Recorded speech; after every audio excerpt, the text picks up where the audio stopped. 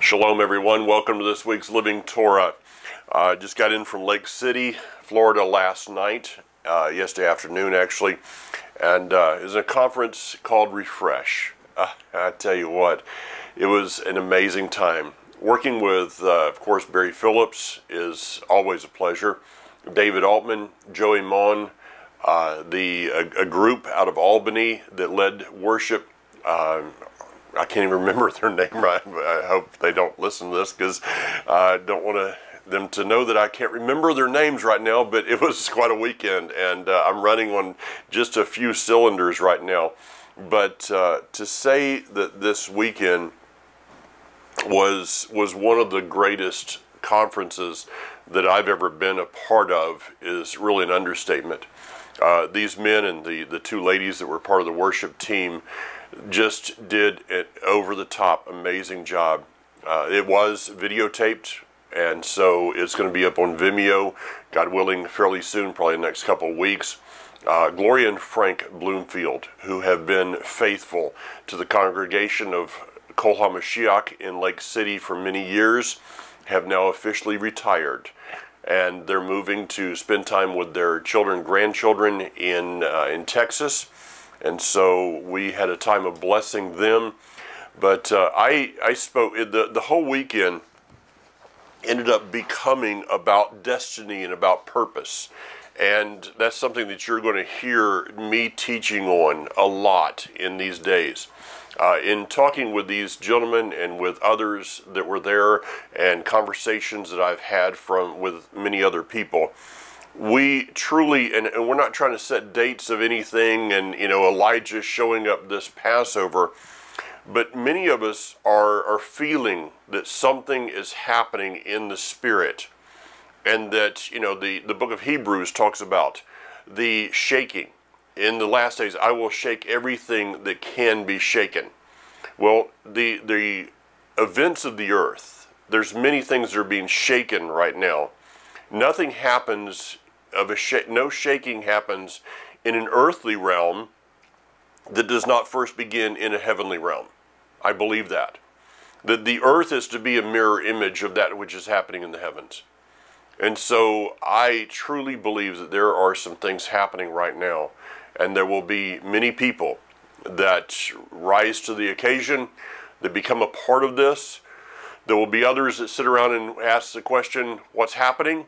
And there will be others at the end that look back and say, what happened?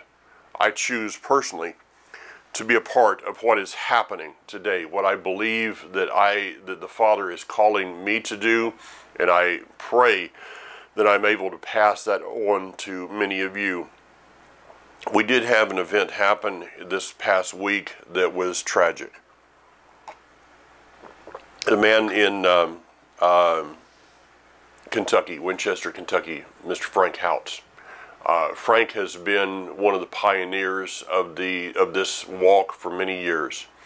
A man that I believe never really found that he was one of the most brilliant men that I have ever met in my life.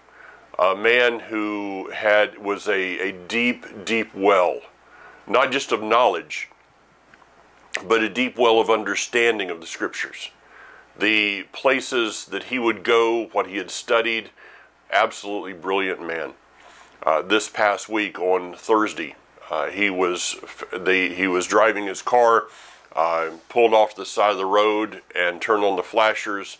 The best recollection of the story to me is that a friend of his was a police officer, saw the car pull over, walked up. Frank never made it to the hospital. He had a massive heart attack, and it is in our realm, in our way of thinking, it's a great tragedy. But this man has left what has been found. I was just talking with some folks yesterday, And his legacy, I believe, is going to be greater in his death than it ever was in his life. So, for his family, our condolences. If anyone would like to pass on a blessing unto his family to help with the expenses and just with life, you can send that to our office. Just mark it Frank, and we will make sure that everything is passed on. You guys, many of you are amazing in your giving. It's not always that you can give a great amount, but it's what you do give. And when we compile that together, I was just with some friends from Israel this past week. I went down to Jasper, Georgia to see them.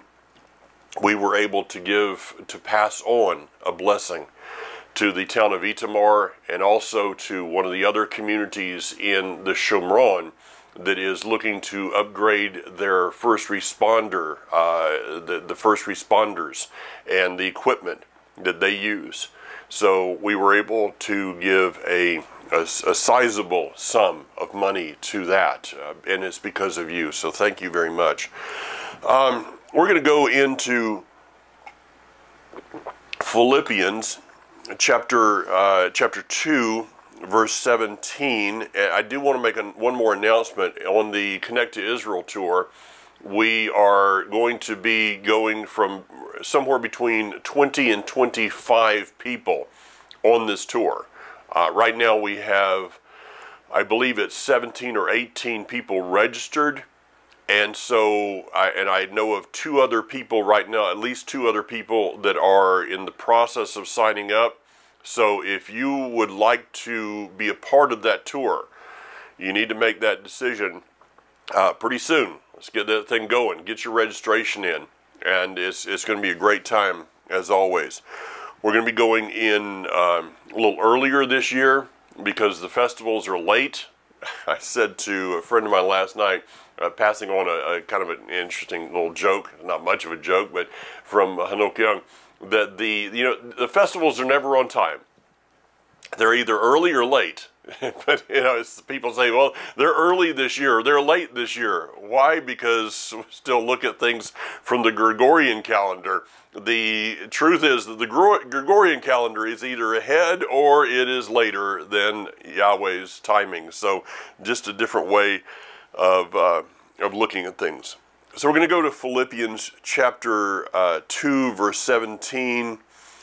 And Shaul, he talks about, he says, do everything without complaining, without arguing, without murmuring, so that you may be blameless and pure children of Elohim, without defect, in the midst of a twisted and perverted generation, among whom you shine like stars in the sky.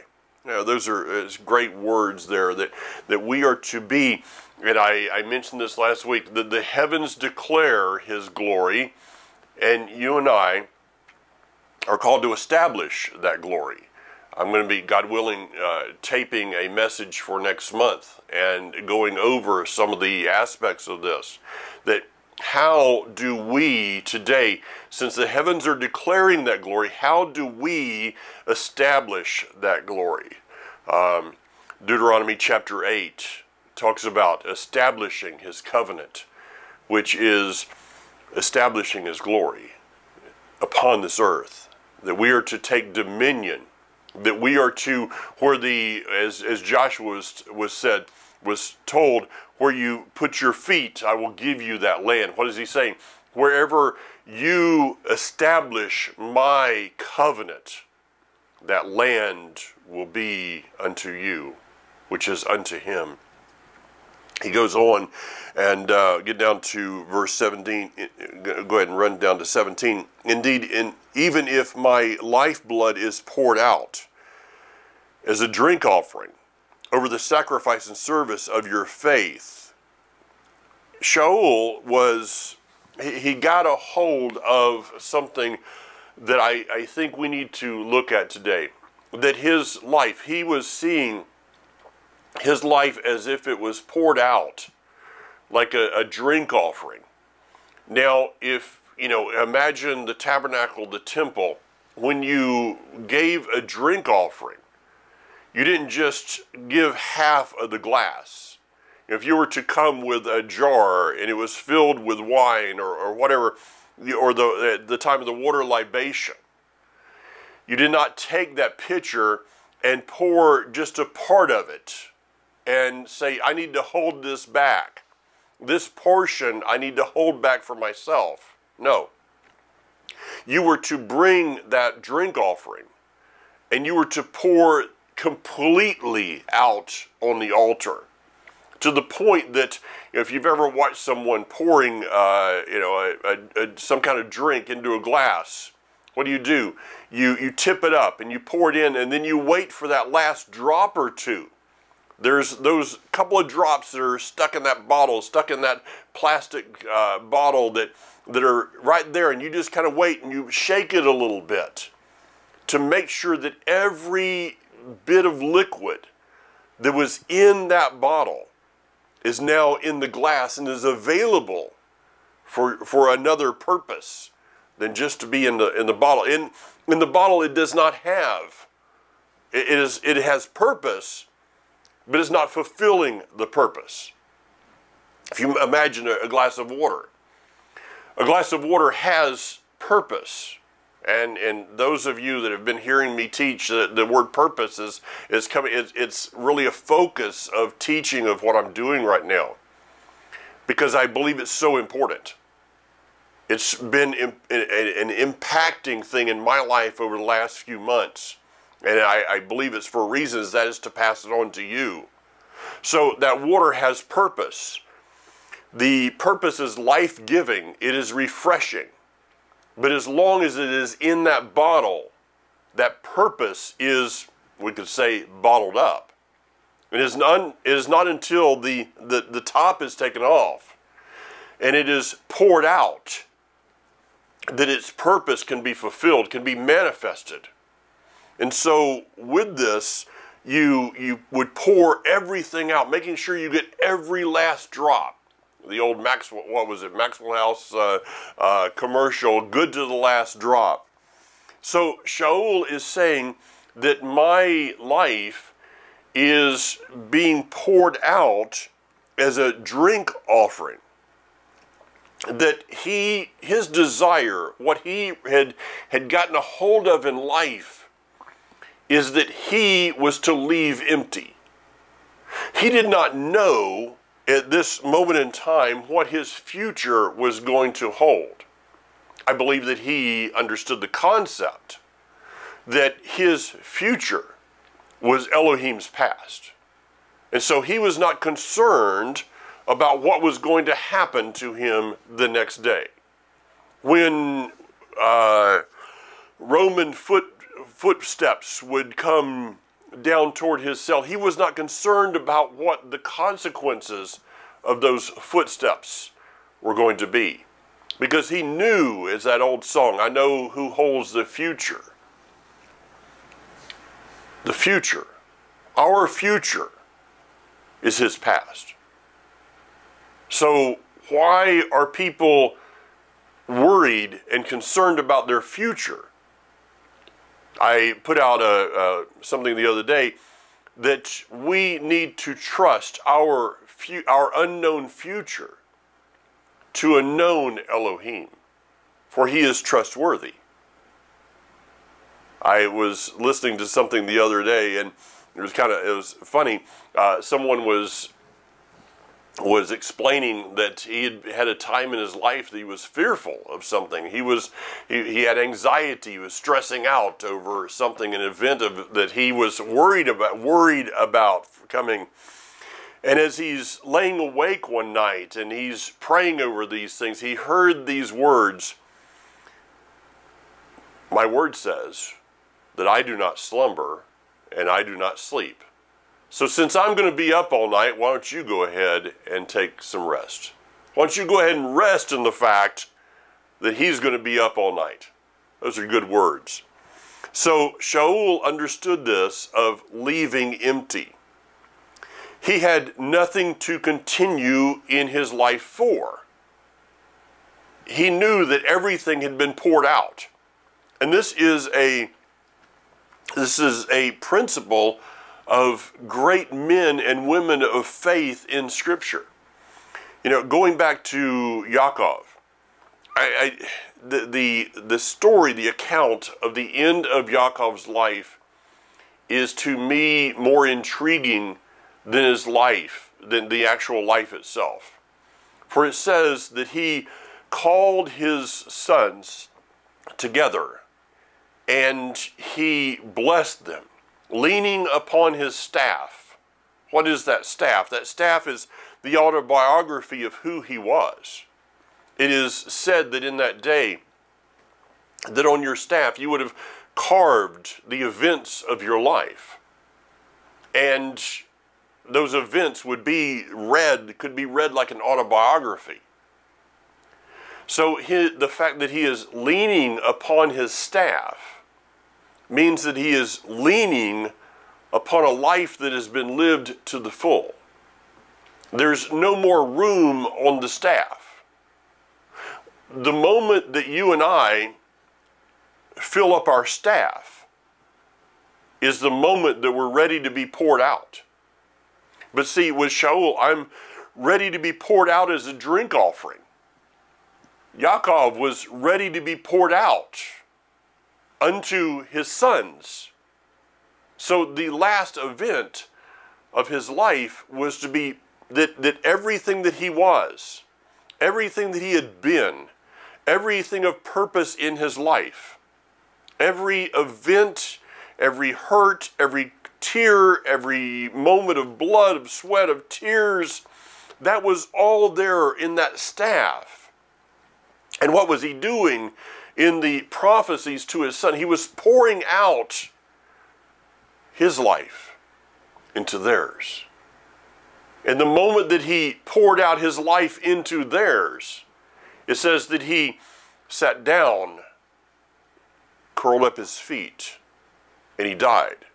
I think that as Moses was at that end of his life, 40 years earlier, he had been told at that burning bush that you are going to be the deliverer. But yet, it appears that Moshe, coming to the end of his life, is a failure. For he struck the rock the second time, and because of that, he is not entering the land. But yes, he is. Because all that Moshe, if we go back and look, and I was talking to one of the men this weekend about this, he just got one of those revelation moments. He says, I've never noticed it. I've never noticed it in reading the scriptures that here's Joshua, that even when Moshe leaves the tent of meeting, Joshua stays behind. Joshua was basking in the presence. Joshua was basking in the shadow of the relationship that Moshe and Yah had. He was witnessing that relationship, and he was basking in the presence and in the shadow of that relationship. So what was happening? Moshe, unbeknownst really to him probably, was pouring his life into Joshua. And at the end, I really feel that at the end when Moshe walked up to the mountain to offer his life up and to be buried in an unknown place, that as he turned to walk, he understood that his life, that he was not a failure. The striking of the rock was not a failure. It was a way of passing his life. It was an event of passing his life on to Joshua. For Moshe did enter into the land. He did not enter into the land physically until the Mount of Transfiguration, but he entered in through the person that he had poured his life into. See, when you and I pour our life into someone else, then our life is about taking them with us. over my shoulder. You know, sometimes I think I need to change the surroundings that are behind me. And I was turning my camera on today, and I looked into there, and I saw the alignment of the camera. Sometimes it's, you know, a little wider angle than others, but I saw these two men over my right shoulder, John Faust and my grandfather, Cody Michael. My life is about, they poured their lives into me. They offered their lives, whether they understood it or not. They offered their lives as a drink offering. And what I accomplish, what I'm doing, my purpose in life is about them moving forward. Because everything that I am, much of what I am, is about what they poured into me. And we should be looking for those that we can pour our lives into. I think Moshe and Joshua got a hold of this. Elijah and Elisha.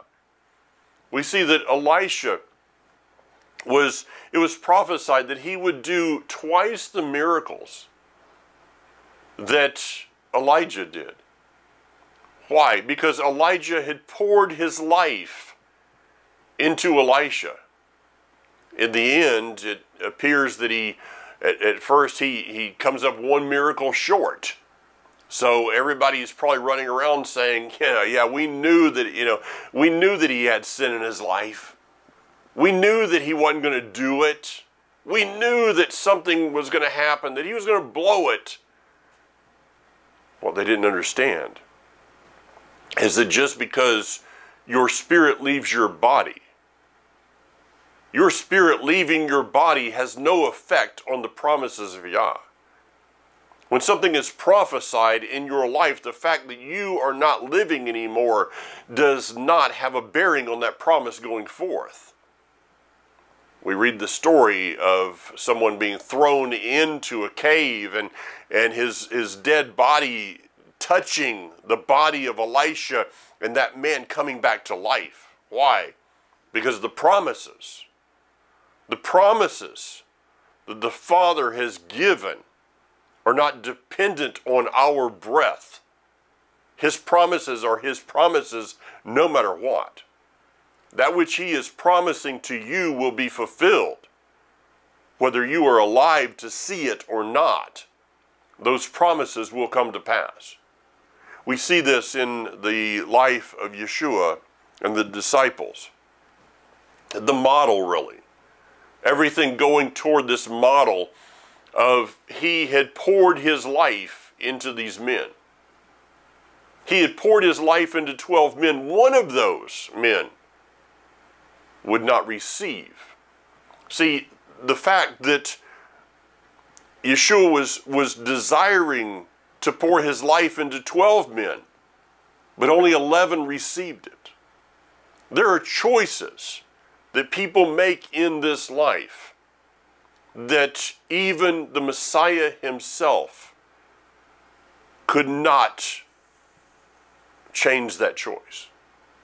Understanding this, that when we pour our lives, when our desire is to pour our life into someone else, and we do everything within our power to pour our life into someone, it is still their choice whether to receive that or not.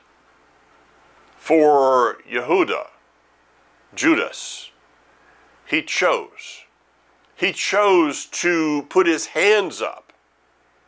Though the life of Yeshua was available to be poured into his life, he chose to stop the blessing coming in, and therefore it never went forth from there.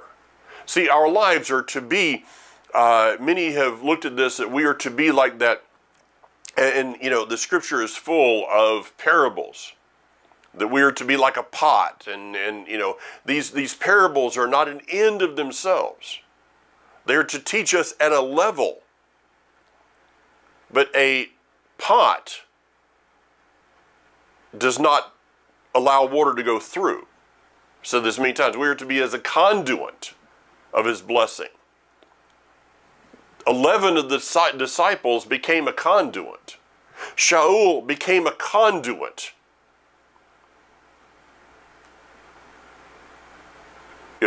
Judas, died as an empty vessel.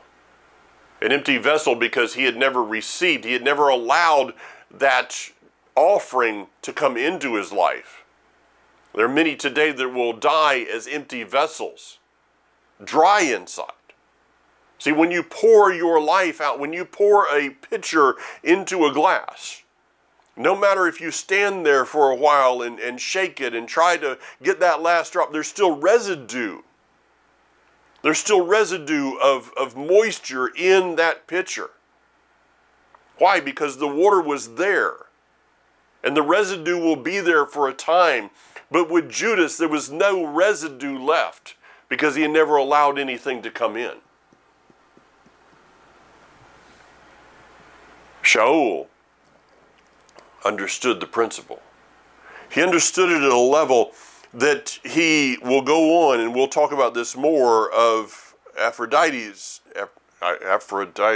yeah, I can't pronounce his name real well, and Timothy got that one down pretty good. He understood that it was about the life that had been poured into him, allowing that life to go through him and into others. Look behind you. Do you have anyone that you're allowing his life to flow through your life and into another? Is your life more like a pot, a pitcher, that you're desiring all the blessing? He will pour into you. No doubt, he will pour into you. But his desire is to pour through you. Which is greater? One is an attitude that his blessing is about me, instead of his blessing is about others. Our life should be about his life being poured through us, not just in us. So he said, I am ready to offer my life as this drink offering in service of your faith. I will still be glad and rejoice with all of you. Likewise, you should be glad and rejoice with me. See, a life that has been poured out is a life, the person who has allowed their life to just have that blessing flow through, to allow that blessing to pour out onto others. That person is not afraid of death. That's why Jacob, after he had curled up his feet, he had blessed, he had prophesied over his children, he had curled up his feet and he just gave up. He just gave it over. I believe that Moshe just gave his life over. Elijah gave his life over. Yeshua, it is finished. Why? Because each one of them, Yeshua, of course, at a different level, and make sure that you are tracking with me here. Yeshua at a different level than the other men. But when he said it is finished, in those words he could say, my life, my purpose in life has been fulfilled. There's nothing left. There's nothing left here. An empty vessel is not afraid of dying. An empty vessel is not afraid of death. It may not be looking forward to the way that death comes about, for Shaul and for all the other disciples. And you go back and read Fox's Book of Martyrs and other books. It's the event of taking us from this side to that side. That's the event that most of us are really not looking forward to, because we don't know how that might happen. The book of Revelation talks about those that had lost their heads. It doesn't really sound like a great day, but it is what will take you from this side to that side. But you can go, the event can be peaceful if you're going from this side of the event to the other side of the event with a poured out life. A person that is afraid of death, I believe, is a person that still has something inside of them. When you and I are emptied of everything that we were brought into this life for, then we will be able to transition from one place to another in perfect peace. Shaul was even saying here in these words that, let's go back and read them. I am still glad and rejoice with you all. Likewise, you should be glad and rejoice with me. Rejoicing in a life. Rejoicing in a life that was lived before us.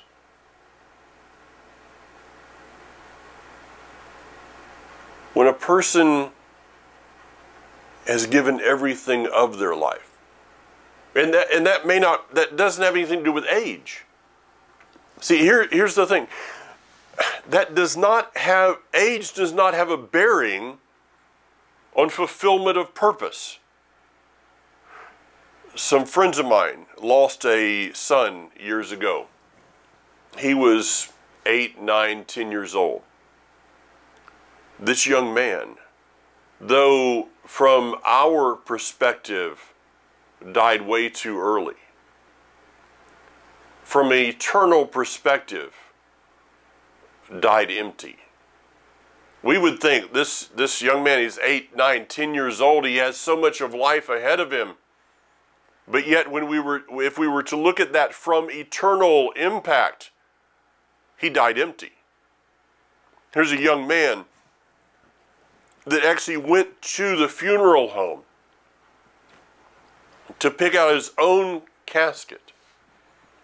While he was there, he wanted to meet the person that would do the funeral. He wanted to meet the person that would be involved in his body being put to rest in that coffin. Here's I believe he was 8. He wanted to pray over the man that was going to handle his lifeless body. His memorial service was one of people coming and saying the impact that this young boy had on their lives. It doesn't appear in our perspective that someone dying young, that doesn't make sense to us, that everyone should grow old. But in the wisdom of the Almighty, He understands each person's purpose in this life. Shaul could come to the end of his life and he could say, I'm ready to be poured out as a drink offering. And you don't look at this as a bad thing, because everything that I've been given to do in life, in fact, including pouring into your life, I've done. I mean, that would be the greatest desire that I think any of us could have in life, would be to say that at the moment of our death, this is not morbid, not in any way. Hey, death is a part of life. Death is a blessing. Because of the fall, death is a blessing. But the blessing of death is that we come to the end of our life and we have nothing left. That it's the moment of our passing is that moment of taking the picture and getting that last little drop of whatever was in there and getting it into that glass.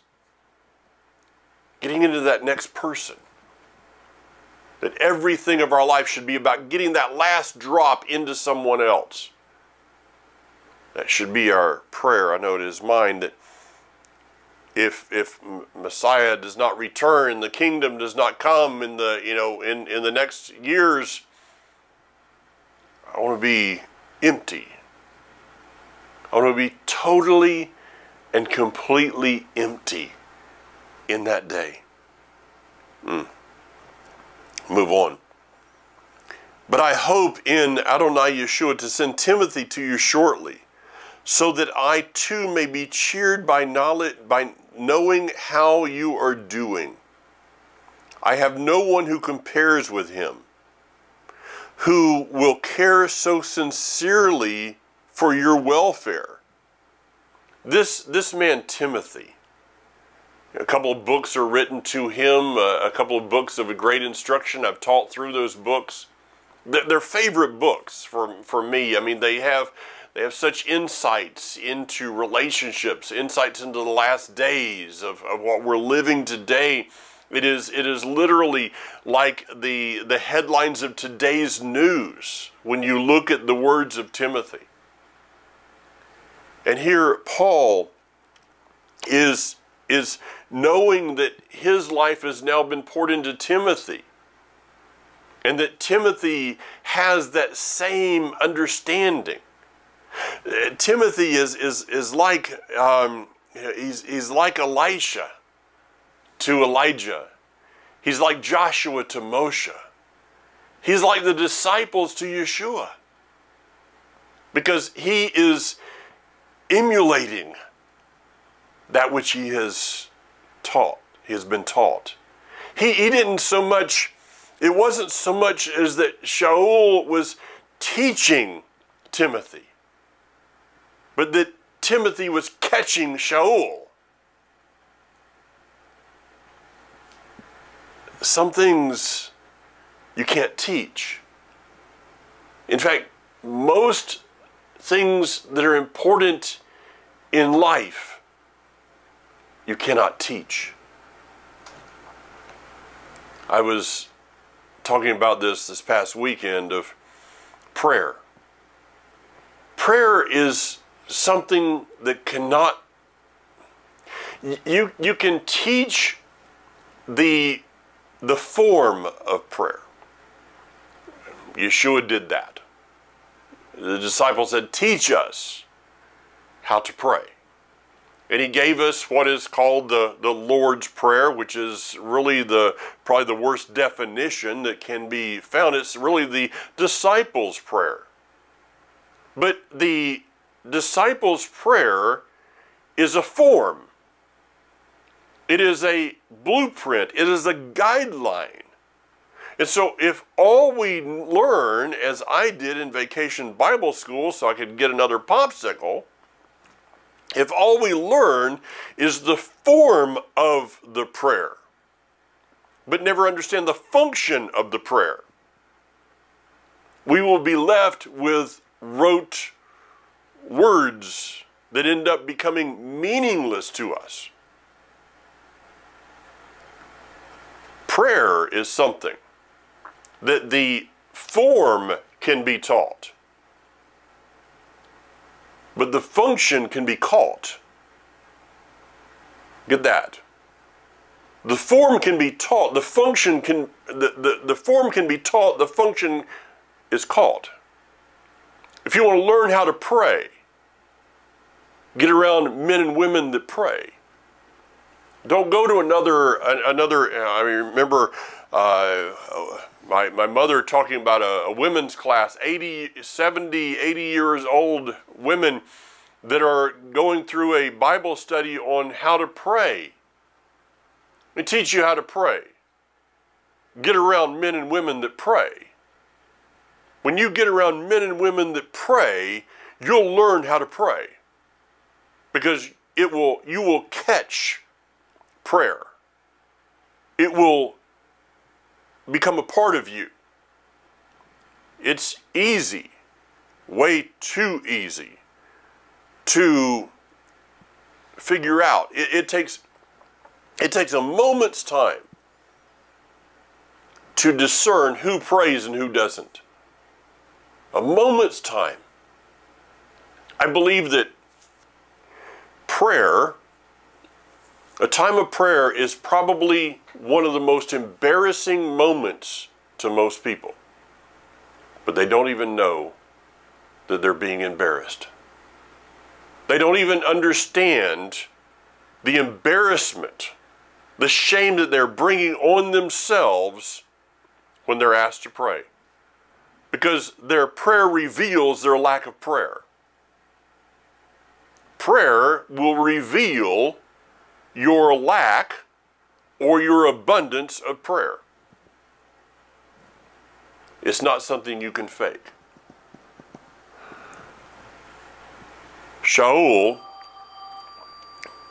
had passed on his life unto Timothy. He said that no one compares to him who will care so sincerely for your welfare. And then some words that we'll probably try to finish with this week. People all put their own interests ahead of Messiah Yeshua's.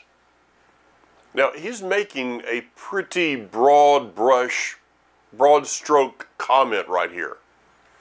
That people all put their own interests. He's putting pretty much everybody in.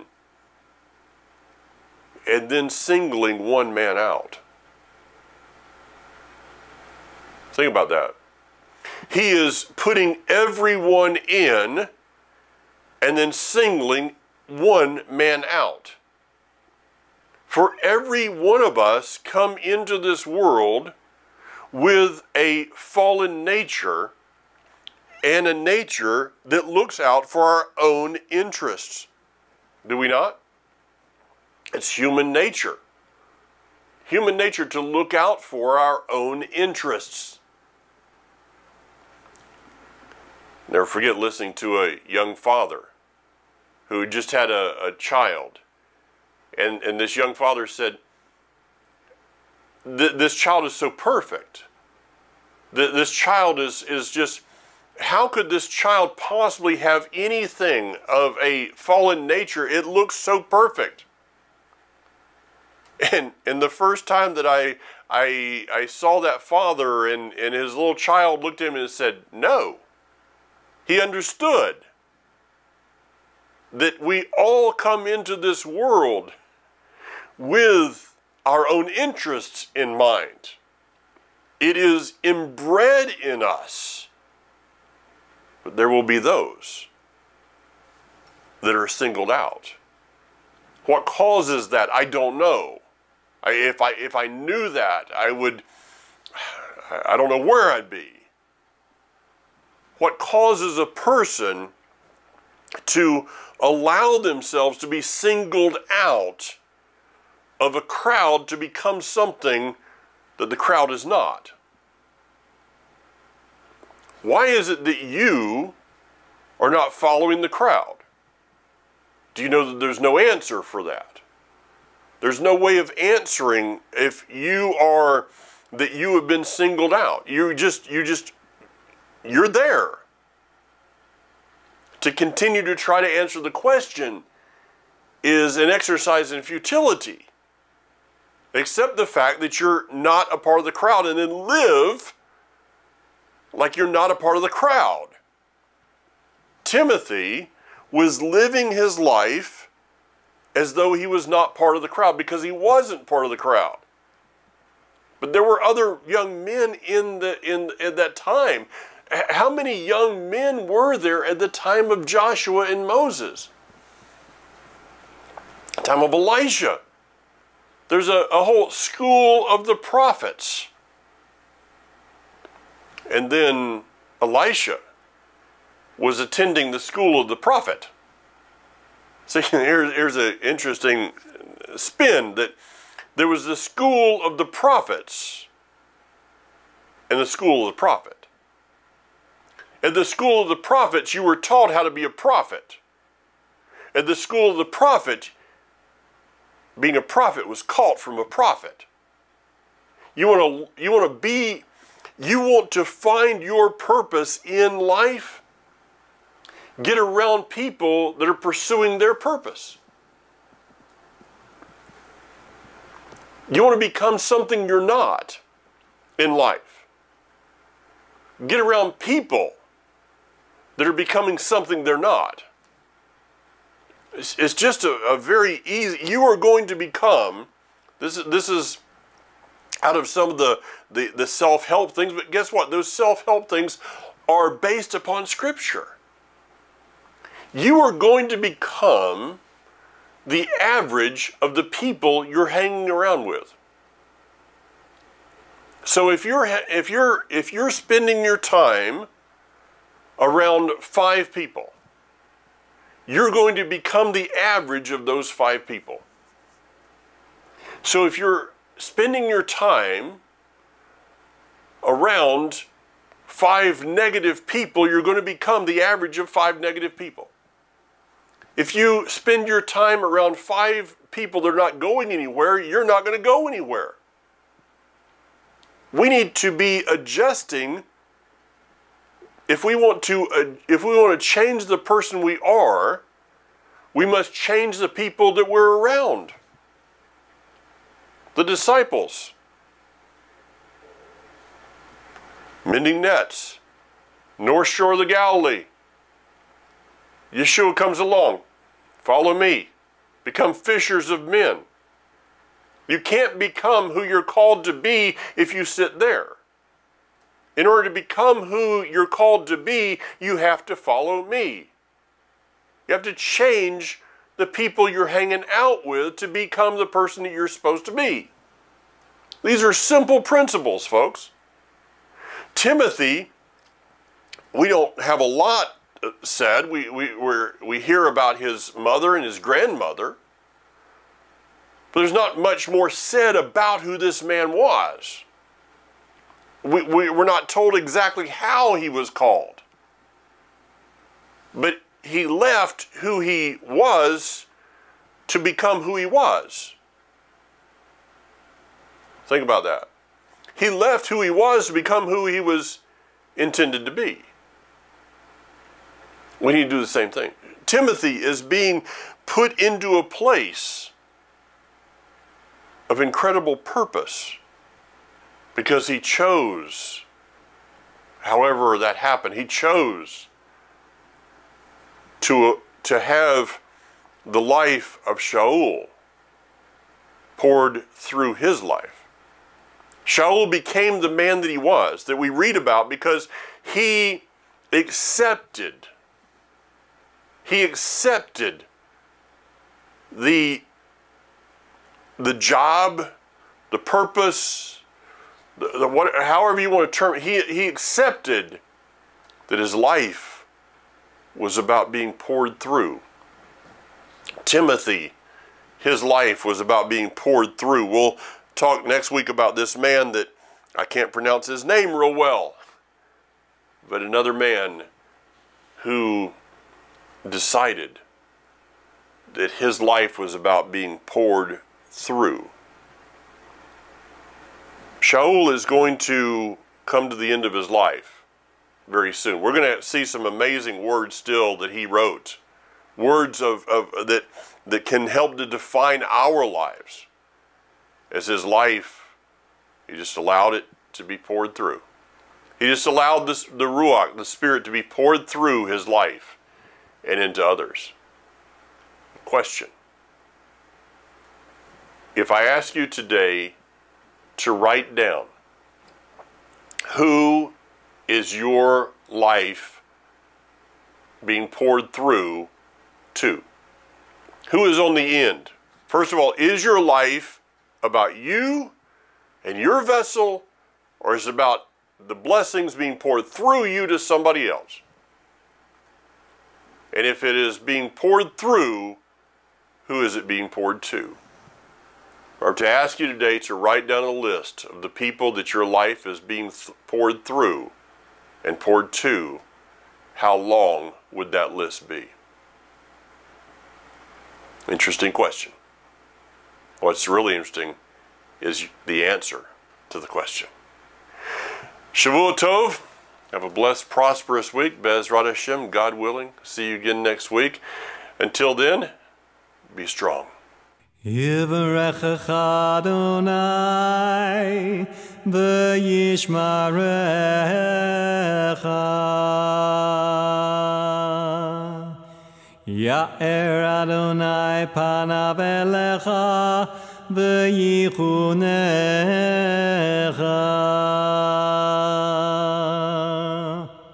יישא אדוני פניו אליך, וישם לך שלום.